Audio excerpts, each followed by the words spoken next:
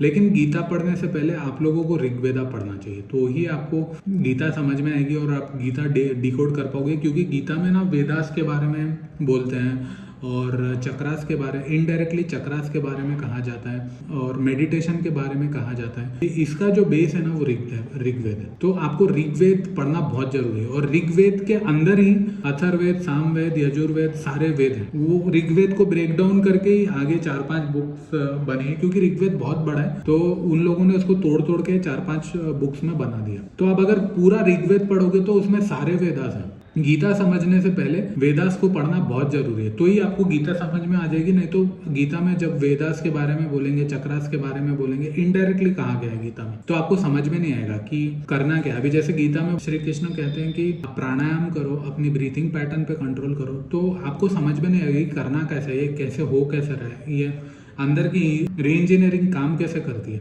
जो कृष्ण भगवान कहते हैं अगर हमको उन रास्ते पे चलना है तो हमें सबसे पहले वेदास को समझना बहुत ज़रूरी है। वेदास को समझने के बाद आप लोग गीता पे आइए। तो मेरी लर्निंग क्या है गीता पे, मैं आप लोगों से इस एपिसोड में शेयर करता हूँ और जो जो रफ रफ चीज़ें मैंने समझी है